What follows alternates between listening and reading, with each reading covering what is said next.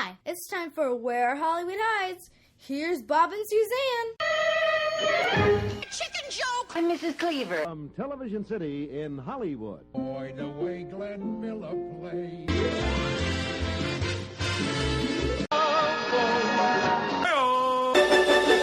We can rebuild him. We have the technology. Nanu. Baby, you're the great.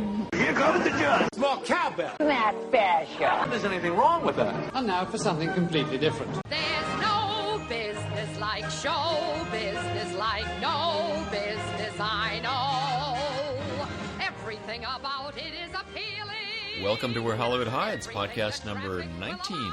My name is Bob McCullough. And this is Suzanne Herrera McCullough. And today's podcast is kind of special. We're starting our interview series with an old friend of ours, Jimmy Hawkins. Jimmy's had probably the longest career in Hollywood that I'm personally familiar with. He started at the age of 2.5. And who did he work with? Two very special people.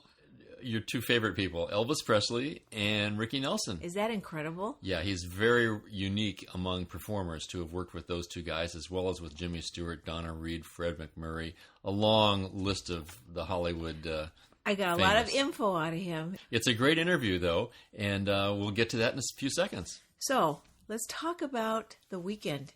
Are you not totally exhausted from our trip? I am the walking dead from our trip. We went to Disneyland and we took our granddaughters, and all I have to say is OMG, I am so tired. We got there at 1 o'clock and we didn't in the afternoon, and we didn't come home till 1:45 in the morning. It's called the longest day. It's called Starbucks. True. Wasn't it great they had a Starbucks at Disneyland? They had, I think, were there more than one? There was one just outside the gates, too. Yeah, I don't it was know. great. I got the venti with an extra shot for the drive home. Yeah, well, I was on by the way, aren't you proud? I was on a roller coaster at 11 o'clock at night. Is that why your hair looks like it does? Right. You were a brave soul. Anyway, so a little piece of trivia that I came across that was interesting. Did you know that John Stamos, you like him too? He actually owns the original Disneyland park marquee sign. Really? Yeah, isn't that cool? They sold it? I guess so. They, made a bigger one, a better one. And I guess there was some kind of an auction, and he bid for it, and he got it. Yeah, I'm not sure what he does with it. It's pretty large. I was going to say, is that the kind of thing you put over the backyard or something? Do you know what color the original balloons were at Disneyland? Disneyland has always had balloons. There was an original balloon color? Yeah, the special color for the first few years. Okay, a wild guess? Wild guess, baby. Purple. No, black and white. Black and white? I know. Maybe they didn't make... That's kind of a downer, colored purple. Really? I know. Anyway, I thought that was kind balloons, of... right? Yes. Anyway, What did you think about Letterman's retiring next year, 2015? Well, it was crazy. We don't always watch him, and we just happened to be channel surfing that night. No. You happen to be channel surfing. I hate channel surfing. How do you know what's on if you don't channel surf? I don't care. All right, so it makes me nervous. We came across Letterman, and he was wearing this horrible green sport coat, and I stopped and I said to you, "How can he be wearing that?" And then I said, "I miss Jay Leno already." And he went into this long monologue about how he was really going to retire. That became the most watched Letterman show in the last 3 years. There's been a lot of speculation in the news on who might replace him. I'm available. The list that they've come up with so far is Ellen DeGeneres, Neil Patrick Harris. I don't see him doing that. Oh, my gosh. Tina Fey. We got some females in here. Well, Jerry Seinfeld. He would be good. Chris Rock. Howard Stern. I'm not so sure. Alec Baldwin. An angry nighttime show host. Perfect. The rage host. I had bumped into Alec Baldwin. Very handsome guy. Yeah. Well, we see him here in Montecito occasionally. Right. And then the person I really think should replace Letterman is Jay Leno. Wouldn't that be great? That would be great irony. Wouldn't that be great? But let's talk about years ago. There was only one nighttime show host. Here's Johnny. For our generation, it was Johnny Carson. Right. And he was the only person that you would tune into. Now we have like 4? Yep. Well, the explosion of cable networks and, there are more channels to watch. And let me mention 4 males. So I think it really would be appropriate to have a female talk show host. Female Hispanic. How about Joan Rivers? How about me? You're available, I understand. Anyway, the other big news, the great Mickey Rooney passed away last week. One of my favorites. Yeah, everybody's. What a life. 200 films, married 8 times, and 9 children. Wow. This was an active guy. No wonder he died. That's right. For sure. Listen, he was one of my Facebook friends, so I'm going to miss him greatly. You know, they say in the industry he was, in many ways, the very first child movie star. And he was actually kind of a precursor to guys like Jimmy Hawkins, whom we're going to hear from shortly. Kind of, Mickey went from real childhood stardom to adult movie star as an adult. And Jimmy Hawkins had kind of the same career path. He really lived the life of glamour. He married 8 times. He married the great Ava Gardner. Women liked him, you know. He must have He packed a punch. I won't go there. So let's set this interview up with Jimmy Hawkins. Okay.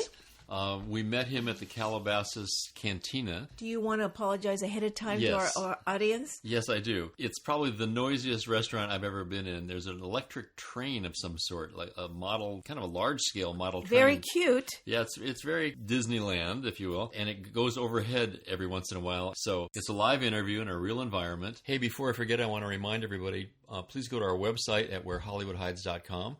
You'll see show notes on today's podcast, as well as lots of links to many of the things that are mentioned today, and all the links to our Amazon products, where I hope you'll go shopping directly from our website. Just go to wherehollywoodhides.com, click on any of those links.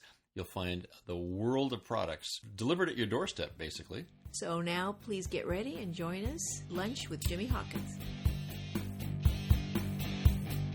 Here we are at the Sagebrush Cantina in Calabasas, California. My name is Bob McCullough. And this is Suzanne Herrera McCullough. And we're here with Jimmy Hawkins, a longtime family and professional friend of many years standing. It's great being with you guys again. And I just want to thank you for coming and doing this, our very first interview podcast. Wow, this is quite a thrill. Thank you. It's an honor. I'm so excited to be able to interview you. I know this is like no big deal to you, but it's a big deal to us. It's his 10,000th interview. Right? You're getting the golden mic after this. All right. Okay, I'm ready. I've known you for so long, it feels ridiculous to do research, but everybody's online these days. And I just happened to Google you this morning just for the hell of it. And I saw you have like 100 acting credits in television alone. Starting from, I think they had sound in those days, didn't they? Well, we invented it for that reason. Right. They just said, so we could hear you. Jimmy Hawkins talks. Okay. Right. But you started as a child actor. 2 years old. And how did that happen? Well, my mom wanted her kids in show business, and because she was born across the street from the Max Sennett Studios in Edendale, California, which is now called Silver Lake. And her father, her biological father, was one of the original Keystone Cops. Oh, really? How cool is that? I never knew that. Yeah. And so I guess she just wanted us kids to do the same thing. So she got my brother into the business, and then I came along, and she got me in.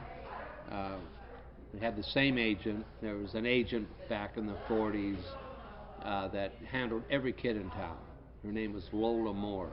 Lola Moore? Yeah. That's a cool name. She was quite a character You're making in herself. this up. Yeah. Lola Moore. No, Okay. Lola Moore. And she handled everybody. Whatever Lola wants. Yes. Okay. In fact, there's a story. I did a film called It's a Wonderful Life with Jimmy Stewart. Gee, I don't think I've heard of that. And there were the 4 Bailey kids, and all 4 were represented by Lola Moore. She had a real monopoly. Yeah, she did. She had everybody. I came across some papers and was researching It's a Wonderful Life, and I saw a piece of paper, kind of a call sheet type of thing, and it had the 4 Bailey kids and the money that each one of us got for doing the picture. You want to share what it was like in those days? The older boy got $100 a day. The 2 girls got $75 a day, and I got $50 a day. Now, we were all represented by the same people. We all had the same done part. by height or something?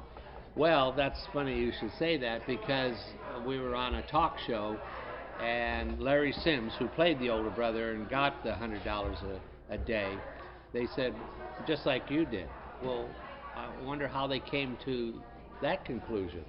And he said, well, they must have paid us by the pound. Really? Really? You were I the thought, youngest. what a great line. In the oh, yeah, I video, was 4 years old. You were a The other baby. girl is 5, the other one was 9, and Larry Sims, he was the older brother. He was 12 at the time. But we're getting a little ahead of ourselves. So you got into the business before then. My first part, my mom carried me on the lot at MGM in 1943 and to do a film with Spencer Tracy. While I was on the set, I'm told, the AD came up to my mom and said, you know, on the next stage, they're looking for a kid to play Lana Turner's son in this movie, and your kid would be perfect to play. The Lana Turner. So can I ask, because you were so young, what did they have you do? Well, I was you were just supposed 2. to be talking to her, but I'm talking to her. Could you talk at 2? Do babies talk at 2? Sure they do. Oh, I guess terrible 2s, right? Right. Yeah. I mean, you see the movie and you go, how did he do that? I mean, I'm walking out of a room and waving at the right time. Oh, you're a natural. That's what that something, was about. right? Yeah. Something, of course. It could have been that ham bone sticking out of your back pocket. Maybe so. Yeah. Or them, you do it, or else. Right. So there was a family awareness of the industry. Uh-huh. It wasn't like your dad worked in a steel mill and your mom wanted to. No, my dad was. He went along with my mom. I get it. He didn't. No. You know, happy wife, happy life. That's what they say. I guess so. Whatever you want, dear. If you think he's cute enough, right? Yeah. Just don't ask me. Right. So how old were you when you were really first aware, or you remember being on I set? remember things vividly on It's a Wonderful Life. So I you were remember 4. Frank Capra squatting down, explaining what he wanted me to do. We were walking from the living room in towards the kitchen, and we had done all that scene, and then he said, okay, now we're going towards the kitchen. And as we were walking, he stopped everybody. Then he crouched down and said, look, when you get right here, I want you to pull on, this is your daddy, I want you to pull on his coattail, and you say, excuse me, right here, when we get here. Do you understand? You see it? Yes? Okay. All right, everybody, let's keep going. So he walked, and 1 or 2 more lines, stopped everybody, squatted down, and said, now, you keep pulling on his coattail all this time, and you say, excuse me again, right here. You understand that? Yes, sir. Okay, then we went a little further. Okay, everybody, let's keep going. Then we rehearsed it a few times, and they set up and lighted the He scene. sounded like he knew how to talk to a kid. Oh, yeah, he was very patient with me. And did you know that you were yanking on the great Jimmy Stewart? No, were you aware it's just of that? this man, just him. So you had, That's all. did you have, so obviously even at 4 you were a good listener, because most 4-year-olds can't listen that long to anything. Yeah, no. Well, my mom taught me, you do what he tells you to do. Do you think you had an awareness at that age of the fact that it was a real special environment, that you were making a movie or something I knew different? That in some respects, out at MGM, I did a lot of work out there as a kid, and I knew this was important, and I would get anxious. Like, I hope I do it right. Oh, really? I would tell myself, you got to do it right. There was a scene with Jimmy Stewart, and I'm sitting on his lap, and I'm putting tinsel on his head, and all of a sudden he grabs me, hugs me. And Real abruptly, I remember. Yeah, really. Yeah. And so he's thinking about losing the $8,000, and what's he going to do? It was a big scene. Big scene. Yeah. So he pulled me to it. So now we rehearsed it a few times, shot it a few times. But every time he pulled me towards him, I was wearing a Santa Claus mask. And the mask would hike up. But the inside of the mask was like sandpaper. And it would scrape my cheek every time. But I knew, you've got to do it like it's the first time. Don't, like, something's coming. It's going to be bad. And don't flinch. Pull back. Right, don't flinch.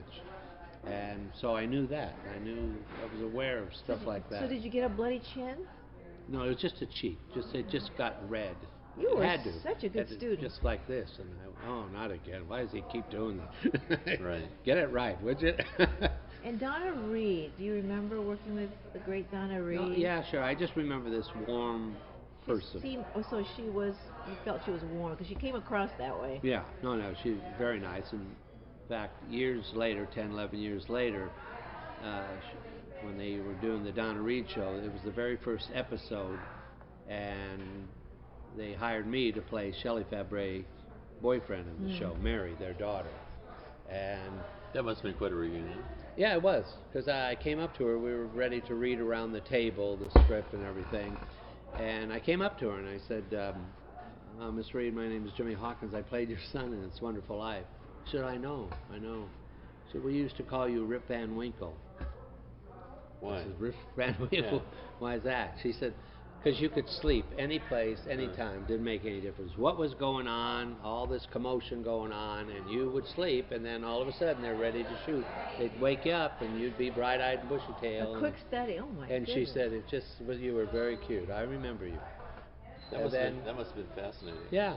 8 years later, I was still doing the show. Wow. I just hit it off well with her. Wow. So you were a regular on that show? Yeah, semi-regular. Well, so not to jump around too much in time. Yeah. So you went from being a 4-year-old, basically a budding child star in It's a Wonderful Life, which became one of the world's most memorable movies of all time. Where'd you go from there at the age of 4? And I just did more movies for MGM. And you're on the treadmill, on the Hollywood treadmill. When television came in, I auditioned for playing one of the twins in the Ruggles series. It was the first family show on television. And how old 1949. were you? I was 7. Uh-huh. And it was a live show. Live? Exactly, live. And you're 7? 7, and got all this stuff to... Man, they're risking a lot on you. Oh, Charlie Ruggles would say, look, if you forget a line, just keep talking, because it'll come back. But don't stop and look up and well... Right, no, don't look around line. Yeah, right. right. No. So you're liking this enough to say, yeah, Mom, I want to do some more. I never questioned it. That's what you're doing. And that's very interesting. You get one job. Right. And it lasted 176 shows in 3.5 years. Wow. You go, wow, one show, wow, that's something. So your mom was one busy lady in terms of taking you. Yeah. Oh, yeah. So by now you're 10 or 11? I'm 10. Okay. And they did a pilot called Annie Oakley, and it didn't sell. And they're looking for a new Tag Oakley because the other kid, they want to do another pilot. The other kid is too big now. Yeah, one thing you can't do is grow up, right? That's right. That's bad. And the other kid that was the original Tag Oakley was Billy Gray from Father Knows Best. Right. Went on a couple of interviews, and they said, okay, we got it down to 2 kids. Went in and talked. The other kid went in and talked, and then they came out and said, you're Tag Oakley. Wow. And pointed towards me. That's how I got it. And the other kid was standing there when they did that? Yeah, well, yeah, because they were You're Tag Oakley and you're gone. And you're gone. Oh, God. You're Tag Oakley, and you're not. Jeez. So I'm just curious, on the emotional side, of course. Did you ever face much rejection as a child actor? I mean, do you ever remember that? Well, yeah, but I knew. But you didn't feel That as was fun. bad as No. as one would think. No, I didn't, You just because I knew? got more than I Right. didn't get. Well, you had quite a resume already by that time. Yeah, Yeah. you know, I always worked. I just, It was no big deal. no, I would Yeah, just you were on kept a number going. of hit shows. Yeah. And So Tag Oakley, did you know how to ride a horse before I the knew show? I wasn't afraid of a horse. I knew how to ride. They took me out to a stable and put me on a horse to see that I wouldn't go, I don't get on. Right, because you became a pretty good rider. Yeah, great. I was an expert. I mean, I saw the show. Yeah. I mean, I was probably one of your fans, right? So what do you mean you went on tour? aside Well, from there the was show? when you weren't shooting during the summer. There were rodeos and state and county fairs all over the United States, and we would be booked in as the headliners to these different shows. And you'd come in for a week at a time. Maybe, like I went out for 10 weeks with Gene Autry, and we'd play One Night Stand. And they would have like a parade or something in the morning. Sometimes, yeah. And then they'd have this big show. Was this to promote the show? No, this is, well, yeah, you did it, but no, people would come to the grandstands, and there'd be thousands of people there to see you because they saw you on television. Now you get to come to their town and when you went to these fairs and stuff, you were introduced as Tag Oakley, not as Jimmy Hawkins. Sure, they came to see Tag Oakley. Who's Jimmy Hawkins? Yeah, right. The conceit of the audience always thinking the actors are making the words up, kind of a thing. Well, I have to tell you, you were, as a pre-tween and a teenager, you were really cute. He still is. Yes, Come on. he is. So you went from Annie Oakley straight to Donna Reed? Straight. No layoff, no what am I going to do with my life? No, because I was still doing tours as Tag Oakley, doing all these fairs. How long was Annie Oakley on? We started in 53 and ended in 57. Pretty good. I mean, today, that's a 4-year run. Yeah. I'll take it, you know. And you got the Donna Reed Show pretty much the same way, just a casting call? Yeah, just went out. You didn't pull the Donna Reed It's a Wonderful Life card and say, no. Well, she knows me, I was in the movie. No. No. You didn't have to do that. I remember standing in the door jam and they were talking to me and, okay, well, thank you. And then agent called, Lola Moore. They went to Was it still Lola Moore? Oh, yeah. Really? I had her until I was about 18. No kidding. Now, Very nice. Jimmy, there's always been a lot of talk the last 15, 20 years. Child actors oftentimes have such a hard transition into being adult actors. Did you at any point feel that? I knew that I had to make a change because I was just playing, no matter what show came along, I was the boyfriend, or I did 4 years in Ozzie and Harriet, and I was the pal of Ricky Nelson, always. And I said, I got to make a transition so they think I'm older. I can't. I'm 20 some odd years of age, 23, 20. You had a and I'm very still young playing, face. Yeah, I'm still playing high school kids. Are we to the Harriet Nelson show yet? Ozzie and Harriet? Yes, as in. Yeah, we're there. So what was the family like to work with? What she really wants to know is, what was Ricky like? This is her whole thing. Very humble, very nice. I mean, he was big star.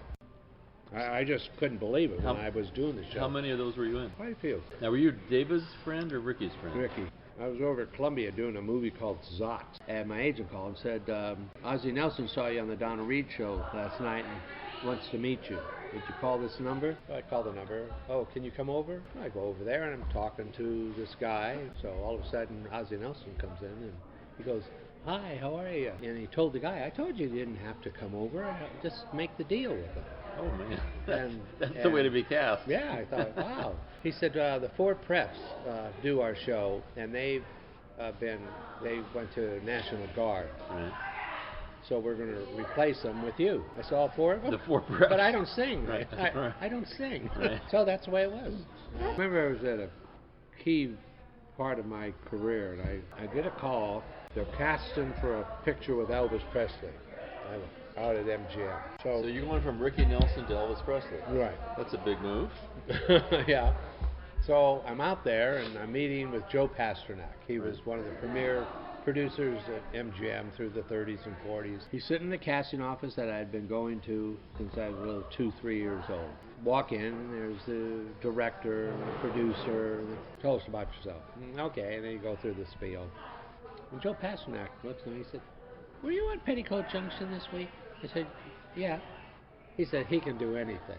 This guy, do anything. We'll explain to him the three guys, then ask him which one he wants to play, and then that's the way he'll play it. It was like I was already cast.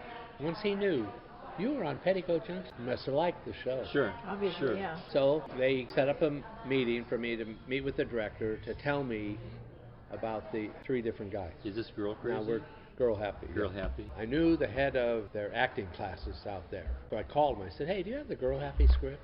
He said, yeah. I said, okay, I'm supposed to meet somebody, and I'd like to read it before I go into the office. So I went over and sat outside the stage and read the script. You must have been excited at the prospect of being with and acting with Elvis. Oh, yeah. I mean, that was big time, back at MGM. Yeah, major movie.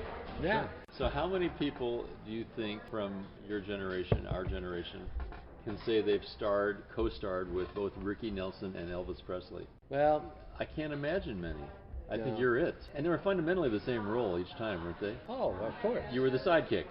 Right. I was the friend. You were I the was you were there. the better actor who could carry the comedy bits, while the star got to stand there and kind Read of the nod. lines. Right. Right. Okay, so I want to get to, since we're talking about this, I would love to know your first impression of Elvis Presley. Well, he was the nicest guy in the world. He would always come in Monday morning after having a weekend and would tell us all about it. And he went to a karate lesson, and then he pulled in one of his guys, show his new karate moves. Something happened to me on that set that was incredible.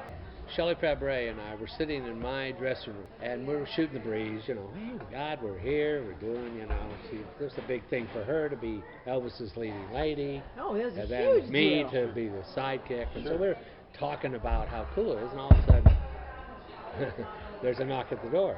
We look up, and it's Elvis standing there. No entourage, nothing. He said, hi, you guys busy? I'd like to come in and talk with you. Yeah. You're not busy. Yeah, and hang out. Wow. So now he's walking into my dressing room. You know, those little ones they have on the stage on rollers? Little boxes. Yeah. But they're very nice. But so now I'd got a call that morning from my agent saying that they're doing a new pilot and the producer wants to meet you. And so sometime this morning he's going to come down. Well, all of a sudden we're talking, Elvis and Shelly and I in my dressing room. Hanging out. And all of a sudden up another knock at the door. And the guy with him, with this assistant, is the head of the studio, Robert Whiteman, Marion Hargrove, who is producing the series based on his best-selling book and his big movies he did on him at MGM. And now they see Elvis sitting with Shelly Fabares in my dressing room. And they go, oh, I mean, even them, the heads of the studio, oh, well, we'll come back. But I said, no, because I knew what it was about. And somehow I got a little inkling that Elvis wasn't actually there to see me. He wanted to spend more time with Shelly. Got it. He liked her very much. And so I got up and I said, well, I'll talk to you guys later. And I went out with the MGM studio head, Alan Courtney, who was the head of television for MGM, and this producer. So they start talking to me and asking questions out on the stage. And, okay, well, hey, it was nice meeting you. They were trying to figure out, do we want him for Private Hargrove? And then I went back, and then the AD came back, and, oh, come here, we're ready, Elvis, okay, so we all left. And then, but I did the pilot, and I got all that stuff done, along with a Mr. Novak and all these shows MGM was doing. So you were intensely busy. But Elvis was the nicest. Nothing but positive. Was he very relaxed around him? I am representing all the women around the world. Right. How many women know someone that actually spoke, acted with him? Had him in his dressing room. At your first meeting, was he, and to you this means nothing, was he as good looking and striking as we saw on film? I mean, obviously, you know, the makeup helps and stuff, but was he... Yeah, no, he was just very nice. He was a good looking guy. I mean, you know, there's Elvis. I mean, it just was he, something to see him. And you guys were about the same height, same stature, basically. And he would work scenes out, and he said, oh, that's great. And I learned the way he worked. I wouldn't do everything the way I was going to do it in the tape. Oh, you wanted because it fresh? No, I just saw him. Oh, yeah, that's good. And then it was just funny. He'd step on the line. He would make and adjustments. And then I went, well, wait a minute, I thought you liked that. And now you jumped in on it. So I said, and I'm not saying he did it on purpose. He would be very honest, and he'd say, how do you like the jacket you're wearing? I said, oh, it's cool. He said, I designed that, you know. I said, oh, it's real nice. He's very nice, just funny taste. Did he have what was it called? His mafia, his guys around him at all times? Memphis Mafia. Oh yeah, they were all over. Always around. I'm sure he had quite an entourage by that time. Oh yeah, there's 8 or 10 guys, easy. Was the Colonel ever around? Very rarely, very rare. He'd come last day of shooting, and then he'd wear these mock things, the jackets, kind of like you see people in those old-time movies that drive around in cars, the first cars ever, and they'd have a white jacket on. Right. Well, he'd have those, and then he'd have you sign it, and he'd have the whole cast sign these things. Right. So, but there's no waiting around for Elvis. He didn't do the Marilyn Monroe thing. Oh no, he was always prepared. Yeah. There was, like on each movie, there'd be one scene where he'd take 23, 24 takes. That's a lot. Each movie. Right. You know, usually it was, you know. And then our director on the second movie I did was Norman Torog, and he had no patience for anybody but Elvis. And we were there shooting this thing 20 times. They finally said, okay, let's just forget it right now. Let's take 15 minutes. Elvis, go to your room, do whatever, relax. And now he comes back. Okay, let's go. This Norman Torog. Taskmaster? Oh yeah, Academy Award winning director. Yeah, oh yeah. Yeah, big. Still, he just knew where his butter was. Right, well sure. The bread was buttered. Right.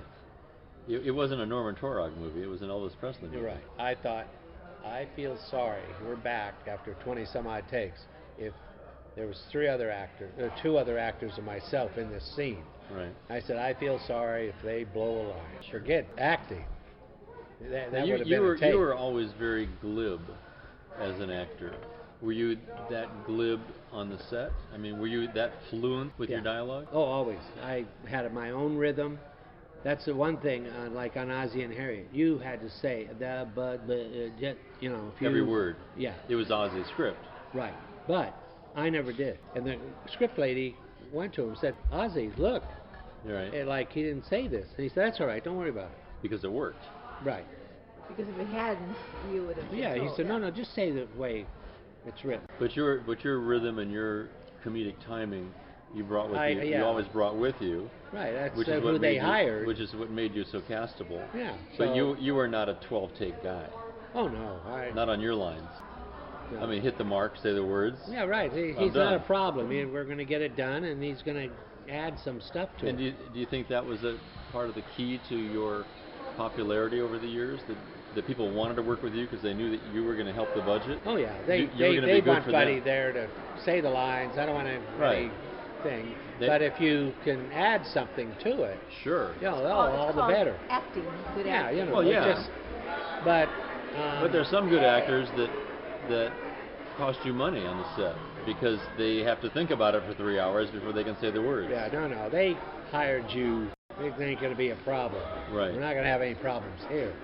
So let's take you on to your one day on the set acting with Elvis, who's bigger than. Could I have some more coffee, please? So say you come home from a day of acting with Elvis. When you came home, what was that like for you? Did you know you were working with Elvis? Did you just come home and rest? Did you think about it? Did you get on the phone and call everybody and say, hey, I just worked with Elvis all day? You're not going to believe this? No. Because you were an actor in your own right, No, but it was like what Bob said earlier. I just, one week I was working with Fred McMurray. Right. And I remember being, this is Fred McMurray, wow, he's big time. Big. So we're standing there, and the cameraman said, look, Fred, would you mind just staying in there for this thing? I can have it lit in 2 seconds instead of bringing in a second team. And Fred McMurray looked at me and said, is that all right with you? I said, yeah, sure. So we were just standing there, right. Where they are lighting. And he looked over at me. He said, I want to tell you something. You're a very fine actor. What a nice thing to say. I said, wow, thank you. What a nice thing to say. Because this scene had a lot of stuff going on in it. Right. I was angry at him and then introspective and thinking. And it had a lot of levels to this, just this burst of energy I hit him with, you know. Right. And I thought, wow, that's a nice thing to say. I think what a lot of people don't realize is big actors like that, they are exposed to a lot of actors who are not that great. And even though how great they were, it's helpful to have someone like Jimmy to play off of. Play off of and to make the scene even better, because they can't do it by themselves. Right. When you went into casting sessions, did directors ever ask you who have you studied with? Never. Who's been your acting coach? They never cared. I think his work probably spoke for himself. Yeah, I mean, it's like Joe Pasternak. Weren't you on that show? He can do anything. He told the whole room, he can do anything. But you never had to validate yourself, that kind of thing. Your work did it. In your opinion, why do you think Elvis became... Was it just the Colonel and his force of nature that made Elvis a movie star, and Ricky Nelson never became a movie star, even though Ricky Nelson was in Rio Bravo and stuff like that? Elvis was bigger than life.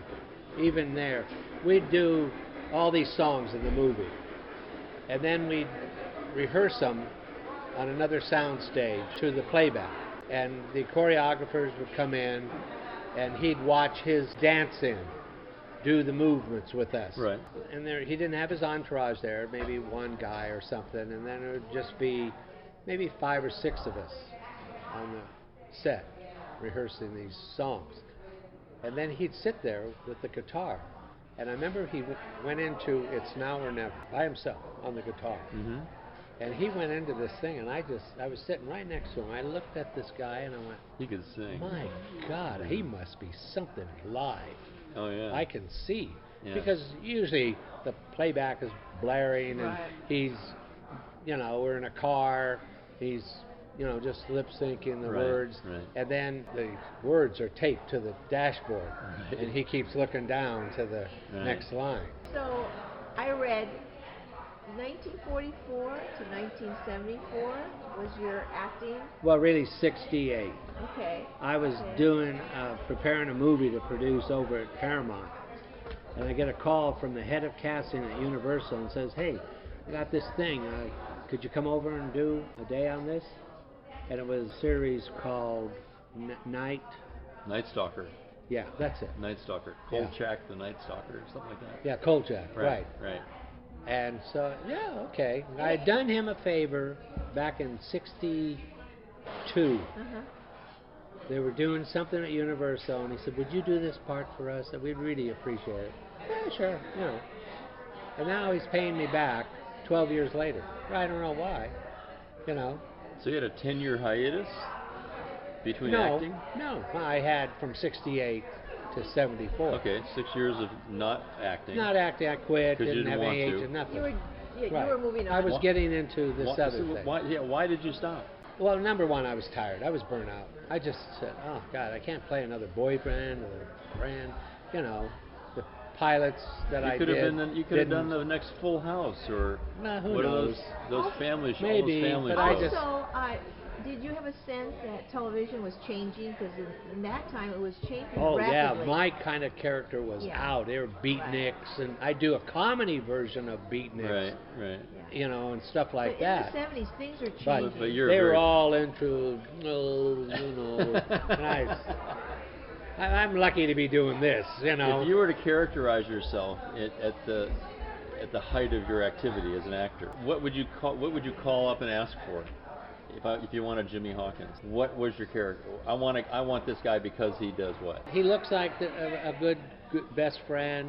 He's not great looking, but he's nice enough to be the boyfriend of the star's kid on the show, and somebody that the dreamboat just.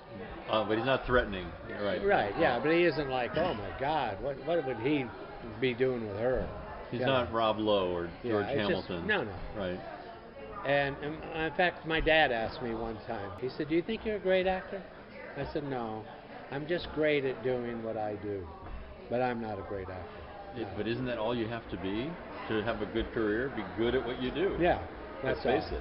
But, to say, now this week I'm going to be Robert Duvall. Never be a Robert Duvall. Couldn't do Robert Duvall. Couldn't do it.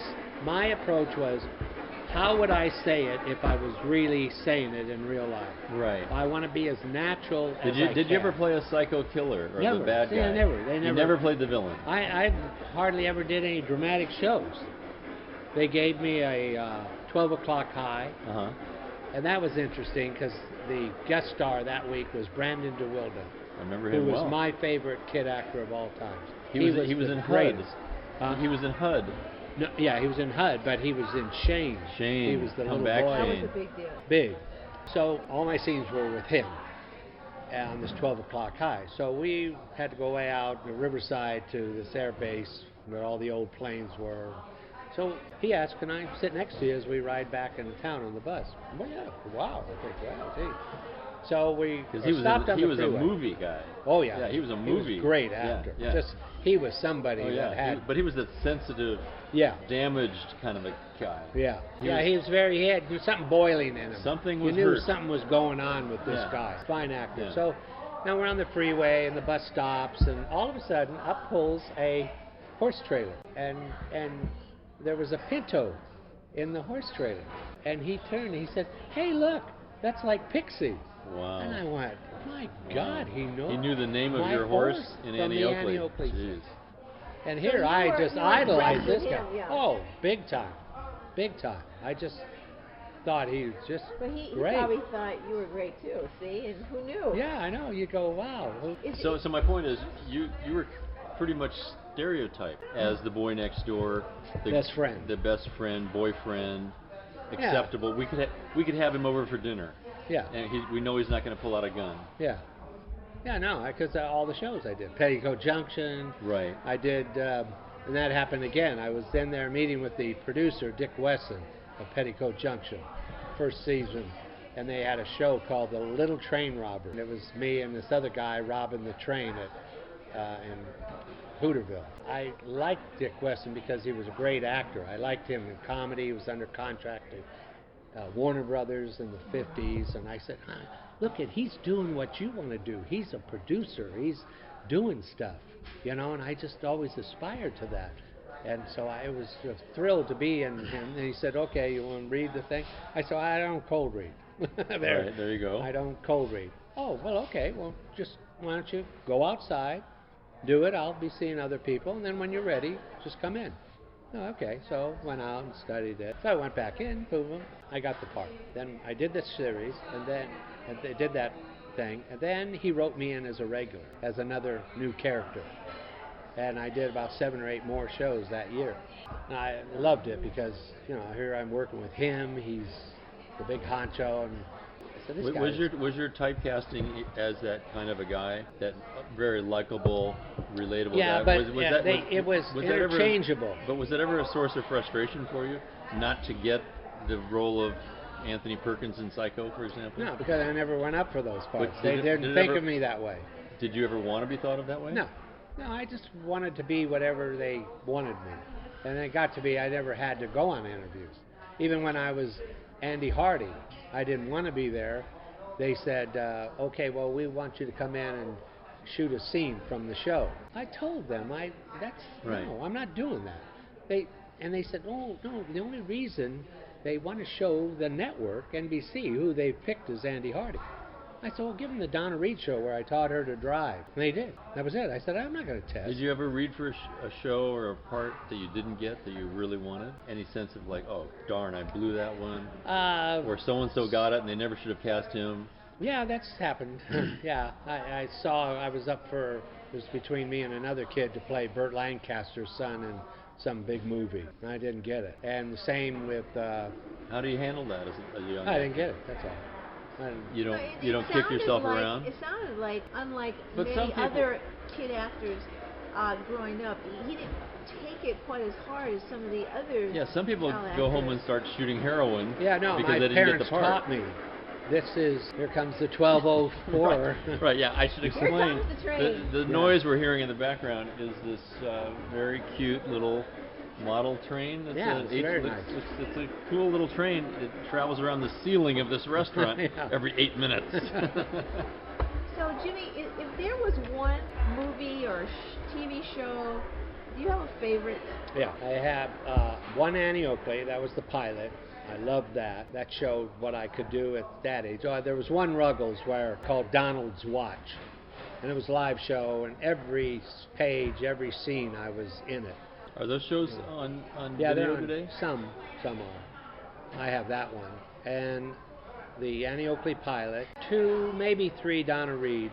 Once where I taught Shelly to drive, Mary's driving lesson. That was Donna Reed's favorite. And the first one where I fall for Donna Reed instead of Shelly. And then another one where I was dating Shelly. And it was a very cute show. Then Girl Happy. And they Leave It to Beaver, and all the Ozzie and Harriet. Some were fun. They wrote one for me when I did my Andy Hardy pilot. Right. Any standout actors for you that you worked with? No, I worked with all of them. You liked? Donna Reed was great, and you knew they liked you because if they didn't like you, you never came back. Did you ever do a part you regret doing? Yeah, done stuff, and I went, or even within the series, I go, like there was a Donna bad Reed scene. show on today that Yeah. I was in, and I didn't even like watching it. Well, that must What have was been it, just bad. Yeah, for I you just- not to watch Yeah, I it. said I didn't like it. I think I should have been more consistent, and I didn't know why the director didn't pick up on it. Because I was one thing in one scene, playing it, and then I have a line later on. Even today, you're critiquing yourself. Oh yeah. I said I wish I had known that, Uh-huh. and I would have just been a little lighter on the first part, thrown it off more as opposed to being annoyed with the situation. It sounds like you've had a charmed life. So I have. So I have. Would you have turned down Roger Corman movies Probably. as a lead? I wouldn't have. We want you to be the father who gets killed. Yeah. No. You, In fact, the very last a role that I was brought into by a casting guy was with Woody Allen. So I go there at the Beverly Hills Hotel and meet with Woody Allen, talk with him. How old were you? I was about 28. And Woody Allen was already a big deal, wasn't he? Oh, yeah. And so he was there, and they're explaining the part and everything, and we could talk, and, okay. So then I left the meeting, and the casting guy called and said, Woody wants you for this part. Well, they explained to me what the part was. I said, I won't do that. I don't want that. What was the part? It was everything you wanted to know about sex, but was afraid to ask. And I said, no, I don't want to play that. Yeah, but this is Woody Allen. You never know. I don't care. I don't want to go out like this was my last movie. Right. I had a separate card on my last movie at MGM. Right. And I don't want to be sperm number 3 in this Woody Allen thing. I'm sorry. I know, thank you. No. He called me again. You drew the line. You drew the line at sperm number 3. I'm sorry. Okay. I said, no, thank you. That's a good story. Good little story. You could have become Tony Roberts. That's right. Could have. You never know. You might have said, hey, this guy's got something more going than this. Who did play sperm number 3? I don't know. I never saw the movie. They just explain. I'm sitting there and I go, click, click, that's my last movie I ever did. Don't ever go that low. I don't care who it's for. Wow. No, I'd rather go out. So if you could change anything, is there any one particular thing that stands out in your mind that you would have changed in your career? No, I've never, ever been frustrated like, if I could only have done a pilot. If it sold or not, I had nothing to do with it. Right. I didn't feel bad. It didn't sell. No, that's too bad. Like Andy Hardy sold, but the producers were too cocky. They said, no, we don't want 7 o'clock Sunday night on NBC. And they passed. We want Wednesday night, 9 o'clock. That's our audience. Sometimes things are just what out of your difference? Just control. get on and the shift network, around. And the network said, okay, goodbye. No, that's right. Goodbye. They just... Yeah. And that's totally out of your control. I didn't. No. So speaking of control, and we'll wrap this up for today very quickly. And I'd love to, on the next lunch, right. I'd love to get into how he transitioned into being behind the scenes. Yeah, I want to talk about how you went from... Nobody I've ever met, and I've met a lot of people, has gone from hot young actor to hot producer and having the longevity that you've had. So we'll talk about that, and maybe we can have lunch where there's a freaking airplane flying overhead. We could do that. There's Van Nuys Airport very close by. We can park right there on Havenhurst and have jets roll the windows down. I think that'd be great because this train has driven me nuts. This is going to be really interesting how this sounds. But it's going to be very interesting, and I apologize for the fact that there is ambiance and we are knocking on the table. But that was the door knock. It's I real only life. used it as a door knock. But it's real life. And I happen to love this room. Well, it's a fun room. Yeah, if we could get the rest of these people out of here, it'd be even better. That's right. Are they playing mahjong over there? They're gambling. There's some senior citizen ladies over there. Great. I bet you, if you had bought their lunch, motion picture home is full. Really close. So we'll set a time and do it again. Great. I'd love to. It's interesting. You guys have come up with some interesting questions. I want to hear all about Evel Knievel. Oh, yeah. There are lots to be said. Hey, you know what I want to hear all about Satchel Paige. You know what I really want to hear about? You've done some great stuff. I want to hear about if you ever dated anyone in the business. Oh, that's all I did. That's how I got in that motion picture players directory. So the players directory. The players directory was your eHarmony. That's it. Was your match. And then I introduced that to the Nelsons, to Rick and Charlie and all of them. They said, "Oh, hey," I said, "Why don't you get the players directory?" What? The players directory. So they sent over to the office, Right. and here comes the players And you're directory. showing Rick how and to I'm go showing, through it. here, look at this. All right. So you never thought about dating the common girl? I know, whoever was great looking or my type or whatever that is, I still haven't figured out. But I don't care. We're going to want It was just names. that I was with I have them my all own. the I time. have my own stories of Jimmy and dating. All right. Okay. Okay. So I just was on those sets with Sally Field. When I was doing Ozzie and Harriet, Ricky was dating a girl named Chris Harmon. She said, my girlfriend wants to go out with you, so why don't we all pick a night when we could all go out? Her girlfriend, and then I dated her, and she invited me to her senior prom. Her girlfriend at school was Mia Farrow. Oh my God, we have to all right. hold that Well, there. on that note, That's a tease. on that note, thank you, Jimmy. All right. Fun. All right. Okay.